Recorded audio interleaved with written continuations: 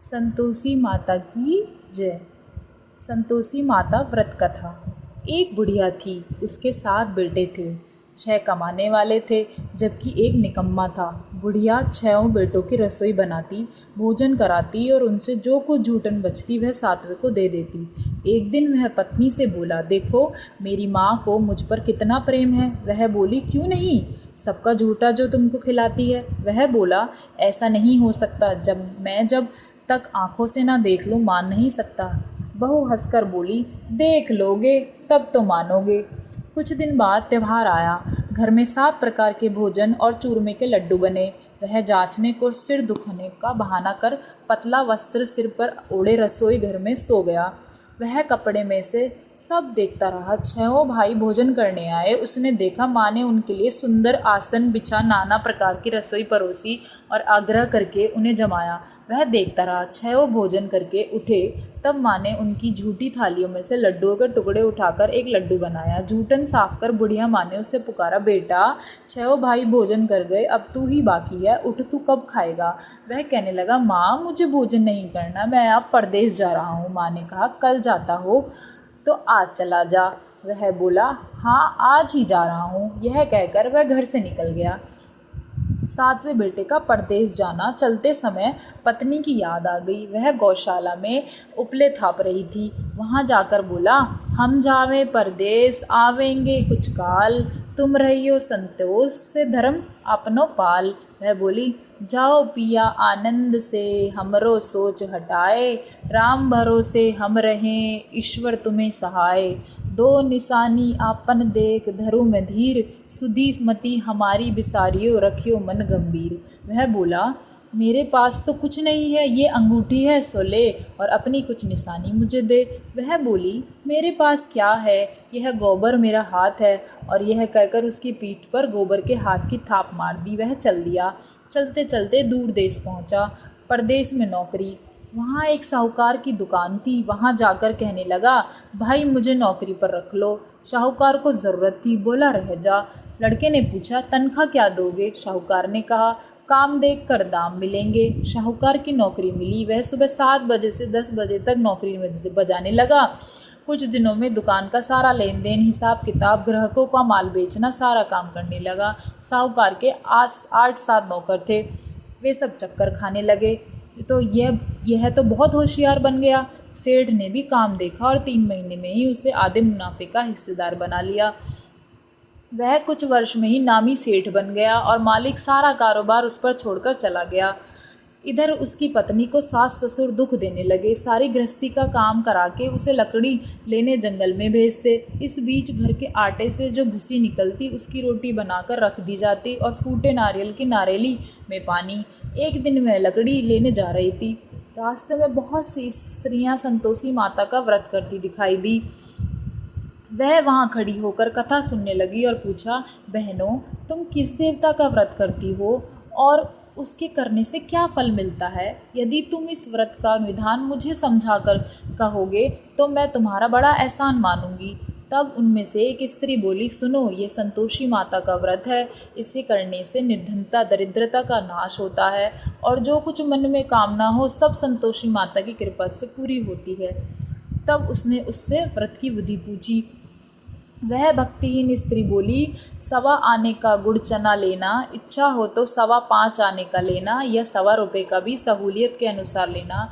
बिना परेशानियों श्रद्धा व प्रेम से जितना भी बन पड़े सवाया लेना।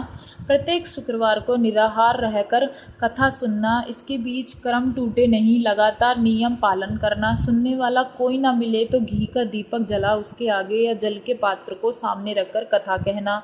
जब कार्य सिद्ध ना हो नियम का पालन करना और कार्य सिद्ध हो जाने पर व्रत का उद्यापन करना। किसी के ग्रह खोटे भी हों ये तो भी माता वर्ष भर में कार्य सिद्ध करती है। फल सिद्ध होने पर उद्यापन करना चाहिए, बीच में नहीं। उद्यापन में 2.5 सेर आटे का खाजा तथा इसी परिमाण से खीर तथा चने का साग करना। 8 लड़कों को भोजन कराना। जहाँ तक मिले देवर जेठ भाई बंधु के हों, ना मिले तो रिश्तेदार और आस पड़ोसियों को बुलाना, उन्हें भोजन करा यथाशक्ति दक्षिणा दे माता का नियम पूरा करना। उस दिन घर में खटाई ना खाना। यह सुन बुढ़िया के लड़के की बहू चल दी।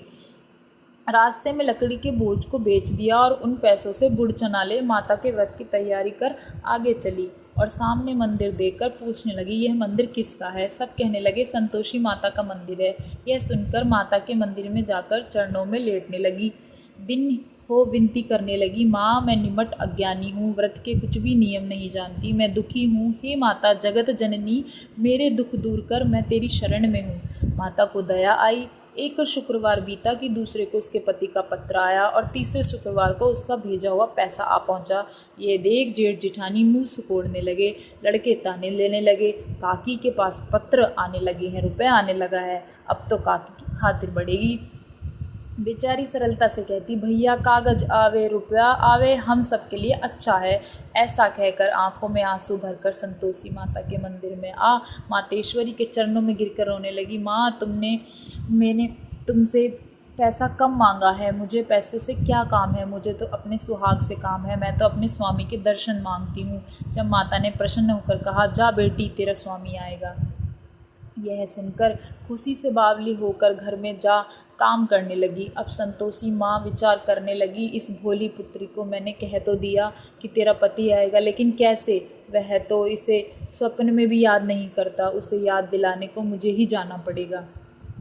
इस तरह माताजी उस बुढ़िया के बेटे के पास जा स्वप्न में प्रकट हो कहने लगी, साहूकार के बेटे सो रहा है या जागता है? वह कहने लगा, माता सोता भी नहीं जागता भी नहीं हूँ, कहो क्या आज्ञा है? माँ कहने लगी, तेरे घर बार कुछ है कि नहीं?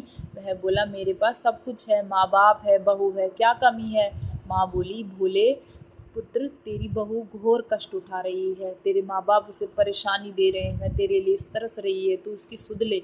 मैं बोला, हाँ माता जी यह तो मालूम है, परंतु जाऊँ तो कैसे? परदेश की बात है, लेन देन का कोई हिसाब नहीं, कोई जाने का रास्ता नहीं आता, कैसे चला जाऊँ? माँ कहने लगी, मेरी बात मान, सवेरे नहा धोकर संतोषी माता का नाम ले, घी का दीपक जला, दंडवत कर दुकान पर जा बैठ, जमा का माल बिक जाएगा। देखते देखते सारा लेन देन चुक गया, जमा का माल बिक गया, सांझ होते होते धन का भारी ढेर लग गया। और अब बूढ़े की बात मानकर वह नहा धोकर संतोषी माता को दंडवत घी का दीपक जला दुकान पर जा बैठा। थोड़ी देर में देने वाला रुपया लाने लगे, लेने वाले हिसाब लेने लगे, कोठे में भरे सामान के खरीदार नकद दाम दे सौदा करने लगे। शाम तक धन का भारी ढेर लग गया। मन में माता का नाम ले, चमत्कार देख प्रसन्न हो घर ले जाने के वास्ते गहना कपड़ा सामान खरीदने लगा। यहाँ काम से निमट तुरंत घर को रवाना हुआ। उधर उसकी पत्नी जंगल में लकड़ी लेने जाती है, लौटते वक्त माता जी के मंदिर में विश्राम करती है। वह तो उसके प्रतिदिन रुकने का जो स्थान ठहरा। धूल उड़ती देख वह माता जी से पूछती है, हे माता ये धूल कैसे उड़ रही है? माता कहती है, हे पुत्री तेरा पति आ रहा है, अब तू ऐसा कर, लकड़ियों के 3 बोझ बना ले और एक नदी के किनारे रख दे और दूसरा मेरे मंदिर पर व तीसरा अपने सर पर। तेरे पति को लकड़ी को गट्ठर देख मोह पैदा होगा, वह यहाँ रुकेगा, नाश्ता पानी खाकर माँ से मिलने जाएगा, तब तू लकड़ियों का बोझ उठाकर जाना और चौक में गट्टर डालकर जोर से आवाज़ लगाना, लो सासू जी लकड़ियों का गट्ठर लो, भूसी की रोटी दो, नारियल के खेपड़े में पानी दो, आज मेहमान कौन आया है?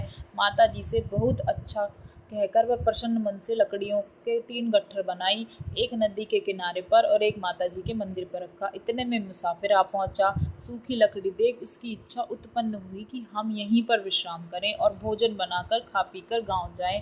इसी तरह रुककर भोजन बना, विश्राम करके गांव को गया, सबसे प्रेम से मिला।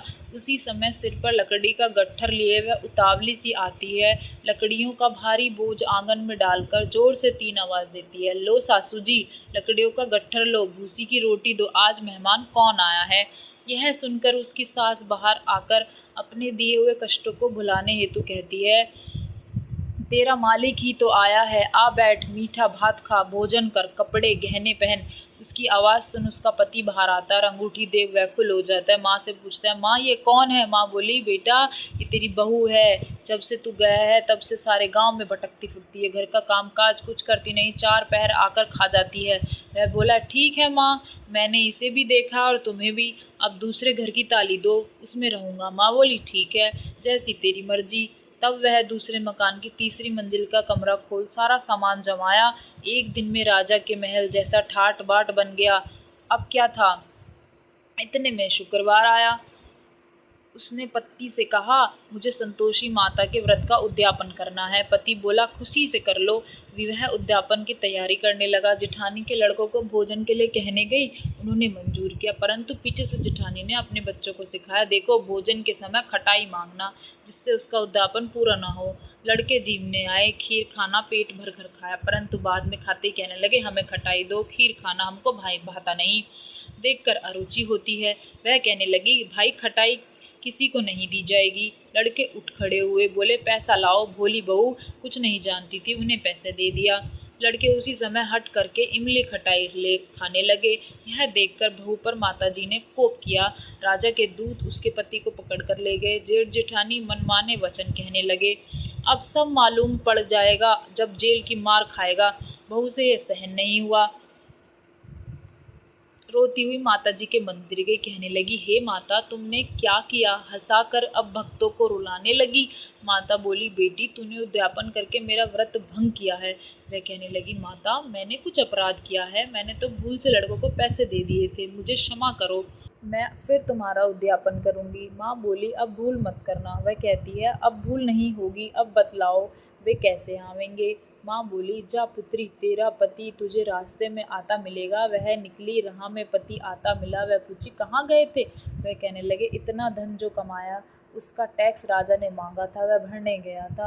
वह प्रसन्न हो बोली, भला हुआ, अब घर को चलो। कुछ दिन बाद फिर शुक्रवार आया। वह बोली, मुझे फिर माता का उद्यापन करना है। पति ने कहा, करो बहू।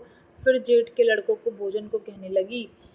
जेठानी ने एक दो बातें सुनाई और सब लड़कों को सिखाने लगी, तुम सब लोग पहले ही खटाई मांगना। लड़के भोजन से पहले कहने लगे, हमें खीर नहीं खानी, हमारी जी बिगड़ता है, कुछ खटाई खाने को दो।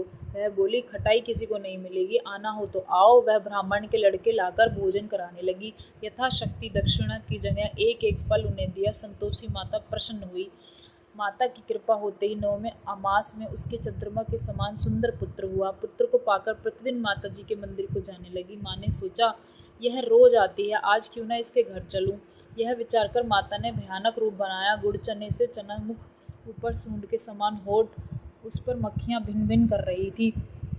देहली पर पैर रखते ही उसकी सास चिल्लाई, देखो रे, कोई चुड़ैल डाकिन चली आ रही है, लड़कों इसे भगाओ, नहीं तो किसी को खा जाएगी। लड़के भागने लगे, चिल्लाकर खिड़की बंद करने लगे। बहू रोशनदान में से देख रही थी। प्रसन्नता से पगली बंद चिल्लाने लगी, आज मेरी माताजी मेरे घर आई हैं। वह बच्चे को दूध पीने से हटाती है और इतने में सास का क्रोध फट पड़ा। वह बोली, क्या उतावली हुई है? बच्चे को पटक दिया।